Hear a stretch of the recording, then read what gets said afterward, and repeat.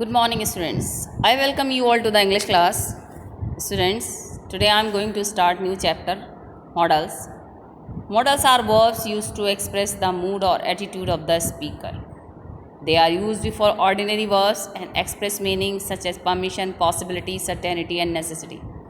Student, modals have not SES in the third person singular. They have no infinitive and ing form. Students, models are a set of verbs such as can, could, shall, should, will, would, may, might, must, dare, out, need. Features of modal verbs. Student, modal verbs don't take SING or EN form. These verbs take the positive form of verb can do, could do, will do, must help. Ought is followed by 2 plus verb 1. For example, we ought to help them. Dare and need are used as modals in the negative. He dare not challenge me. She need not worry. Not. Non-modal forms of verb dare and need can be used as she often dares to go alone is dark. He needs $20. Students, modal verbs are used to express attitude. They are used to express permission. For permission, may I come in, sir? Possibility, it might rain today. It may rain today. Ability, I can lift that heavy box. I can jump from that height. Duty, you ought to take care of your parents. You should do it regularly. Compulsion, we must leave now. Uses of modal verbs. Students, today I am taking can, could, may, and might. Can is used to express possibility often in a general situation. For example, the rose can be black also. It is general situation. To express ability or capacity. I can study the whole night. It is my ability to study, and I can study throughout the night. It is my capacity.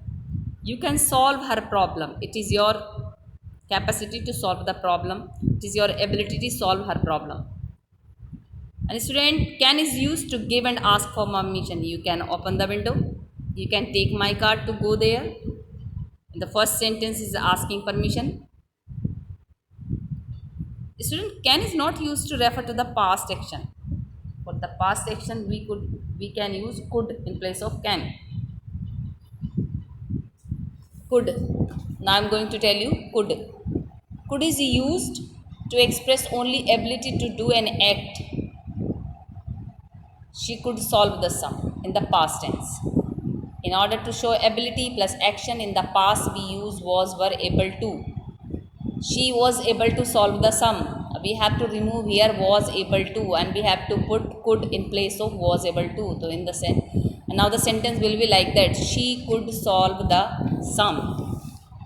To express a polite request, ask for permission. Could I borrow your car? Could you type one more page, please?